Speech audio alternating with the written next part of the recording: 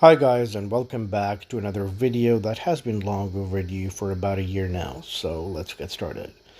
When I first got my Outlander PHEV, I was maintaining this log for about 4.5 months just to see what the real world fuel economy would be like in different driving and weather conditions. So the first row represents when I first picked up the car on September 14th, 2018.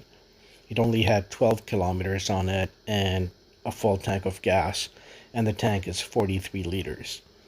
Now I refilled it 9 days later on the 23rd, and I drove 1,026 kilometers, used up only 33 liters of gas, and got a fuel economy of 3.22 liters per 100 kilometers. Now, as you can see, I had 10 liters in the tank remaining.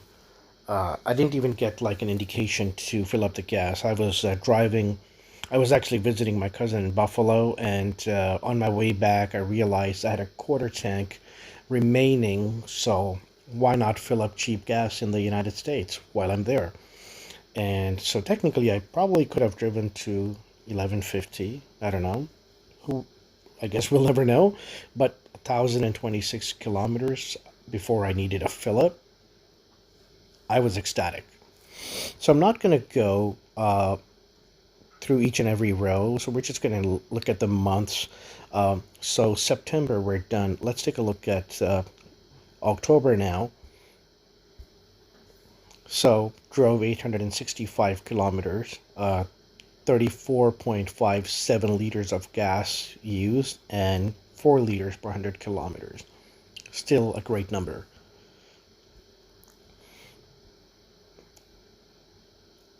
November, 627 kilometers.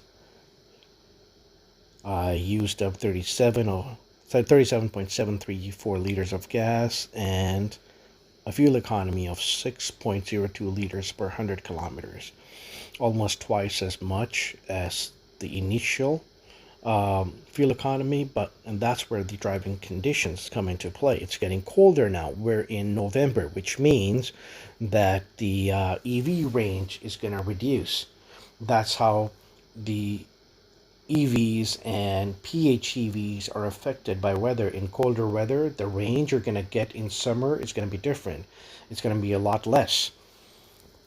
When I got the car in September, I was getting about 30, 32, even 35 kilometers on a single charge.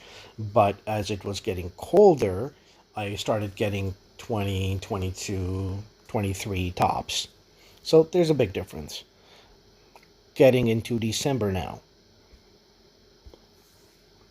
481 kilometers, 36.78 liters of gas used, and 7.65 liters per 100 kilometers. Why such a drastic drop? Again, driving and weather conditions. So, full disclosure, when I first got the car in September, I was not working. So, I was between jobs and I was mostly just going out to see friends or running errands and mostly just using the EV range. And even when I was out and about, because I had just gotten the car, I was pumped up on recharging it every chance I got. And that's really the purpose of this vehicle, that you recharge it as much as you can to get the most out of it. Now that I'm working, I'm only charging it at work, at night, at home, and then I'm driving to work, and work was like 45 kilometers away, and it's winter, and I'm only getting like 22, 23 kilometers of EV range.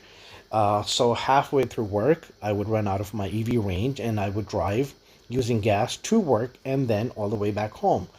Hence the substantial drop. And that's the reason of this whole video, to show you how weather and driving conditions will affect your EV range and overall fuel economy, and how it can go from 3.22 liters per 100 kilometers all the way to like even 9 liters per 100 kilometers. Again, for an SUV this size that seats 5 and has a decent, even huge, I would say, cargo space and all-wheel drive, it's still a great number. So, getting into, let's say, the new year now. Okay, 6th of Jan 2019. So 483 kilometers, 35.741 liters used, and 7.5 liters per 100 kilometers. And Feb, just before Valentine's Day, 13th. 473 kilometers driven, 39.033 liters used, and 8.25 liters per 100 kilometers. And March 2nd is when I last recorded, and then I stopped logging. So 398 kilometers. I know it hurts to see under 400 kilometers. 33.209 liters used up, and 8.34 liters per 100 kilometers. So as you can see, it varies substantially. It's all over the place. 3.22, 4 liters, 4.9, 4.99, 5.68, 6.16, 8.03, 8.19, 9.18. So you'll see that the 8s and their 9s are not that much. And when they are in like the colder weather. So that's how your fuel economy is going to look like on a PHEV Outlander, because you know what, if you live in a city like Toronto where you get really cold weather, it is going to affect your fuel economy. It's going to affect your EV range, and hence affecting the overall fuel economy. But hey, if you live in Florida, for example, where you never get snow, then you're good. It's not going to affect you, because even if your car is fully charged and it's snowing outside and it's cold, when you start the car, it's still going to start the engine on, and it's going to get the car warmed up, and then it will get into the EV mode. Also, your commute will depend. Your commute will dictate how the fuel economy turns out. If you live close to work and your commute is under 20 kilometers, then even in winters you're going to be good. I met somebody at a charging station, and he said they usually go 2,000 kilometers before needing to fill up, because his wife drives to work, which is like under 15 kilometers, and then she even recharges it at work. So yeah, we have those stories where people drive 2,000 kilometers before needing a fill up. So I hope it was helpful, and do let me know in the comments below what your experience is. How long have you had the vehicle, and what's the fuel economy you've experienced in different weathers and driving conditions. And if you haven't already subscribed to the channel, please subscribe, and thank you for watching.